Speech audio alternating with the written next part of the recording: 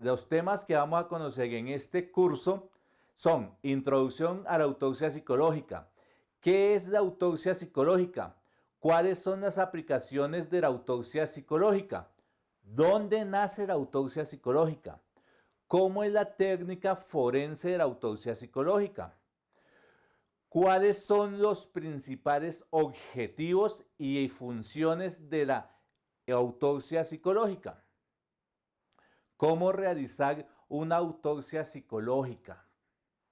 ¿Qué elementos mínimos debemos tener en cuenta para la autopsia psicológica? ¿Qué información relevante se obtienen de los documentos aportados por el solicitante de la autopsia? ¿Cuáles son las pautas recomendadas para la entrevista psiquiátrica o psicológica forense con fines de autopsia psicológica? Vamos a ver la planeación de la autopsia psicológica. ¿Cuáles son los criterios deseables en los entrevistados?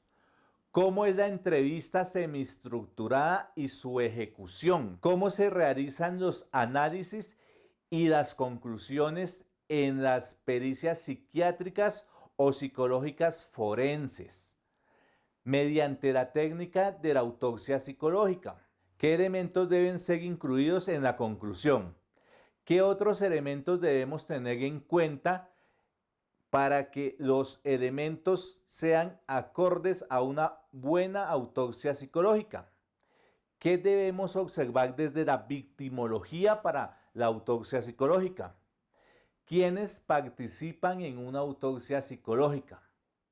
También vamos a ver qué dimensiones explora la autopsia psicológica. ¿Qué tipos de fuentes podemos utilizar en la autopsia psicológica? ¿En qué consiste la autopsia psicológica como una técnica pericial? ¿Qué tipos de valoraciones se hacen en la autopsia psicológica? ¿Qué conceptos son los básicos para la autopsia psicológica? Suicidio, homicidio. ¿Cuáles son las principales características o motivaciones para el suicidio? Suicidio versus accidente. ¿Cómo aplicar la autopsia psicológica en una investigación criminal? ¿Cuáles son los principales modelos de autopsia psicológica que existen hasta la fecha actual? El modelo de la autopsia psicológica por autor Robert Liggman de Estados Unidos y fue uno de los primeros en California en 1958. Army, instrumento de la autopsia psicológica de la Armada de los Estados Unidos. Autor, Departamento de Ejército de los Estados Unidos en 1988. MAPI, modelo de autopsia psicológica integrado, hecho por la doctora Teresita García Pérez. ¿Qué es EGMAPI? ¿Cuáles son las esferas del estudio de EGMAPI? ¿Cuáles son los objetivos de EGMAPI? ¿Cuáles son las etapas de aplicación de EGMAPI? ¿Cómo se realiza la autopsia psicológica, sus pasos y fases? ¿En qué consiste el protocolo de sociometría conductual aplicado para la realización de la autopsia psicológica, con sus características PSCAAP? ¿Cómo se debe redactar el informe final o el informe forense de la autopsia psicológica? Conclusiones, el glosario, y también vamos a tener unos anexos muy interesantes para ustedes.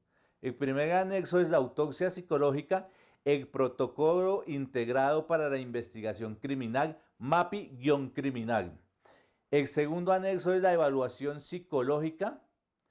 El tercer anexo es el informe pericial. El cuarto anexo es el informe pericial de medicina legal de Colombia. El quinto anexo es peritaje. El sexto anexo es el sistema de estrellas de 4 puntas VAPA. El anexo 7 es el estado actual de la autopsia psicológica en Colombia. Conclusiones, recomendaciones y una muy buena bibliografía recomendada para que usted amplíe la información y pueda profundizar en los temas que le hayan gustado de este curso. También al final va a conocer quiénes son los autores y cómo se desarrollan. Bueno, vamos a iniciar. Milton Cubillos